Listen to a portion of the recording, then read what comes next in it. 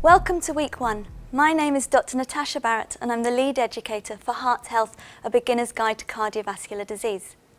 This week we're going to learn about the structure and function of the cardiovascular system.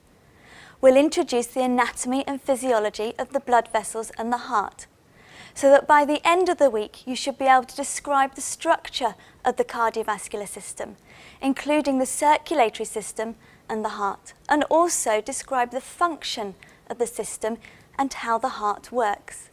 So why is this important? Later in the course we're going to look at specific cardiovascular diseases, including heart attacks, strokes, hypertension and heart failure. But before we do that, it's important that we understand how the system works in health.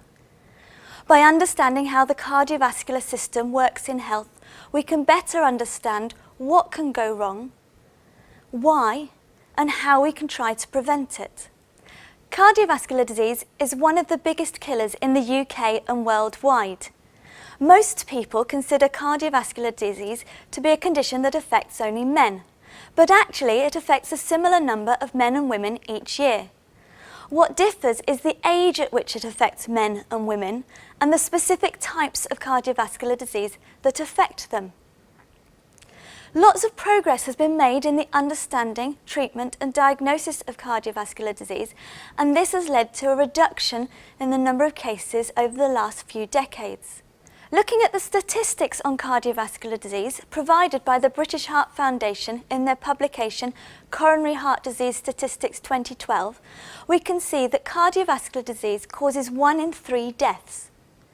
Cancer also causes 1 in 3 deaths, and the remaining third are thought to be due to things like injuries and infections.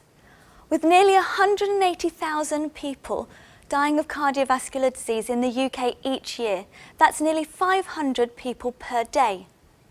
Looking more globally, the UK actually has a lower rate of cardiovascular disease than the EU average.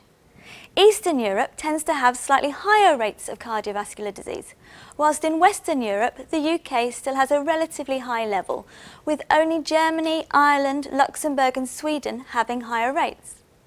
Having said that, the UK has one of the fastest falling rates of cardiovascular disease. For those under the age of 75, cardiovascular disease rates have actually dropped by 44% in the last 10 years. The major contributing factor to this is thought to be the reduction in the major risk factors, primarily the reduction in smoking, and this is thought to account for about 60% of the reduction. The remaining 40% of the reduction is thought to be due to improvements in diagnosis and treatment.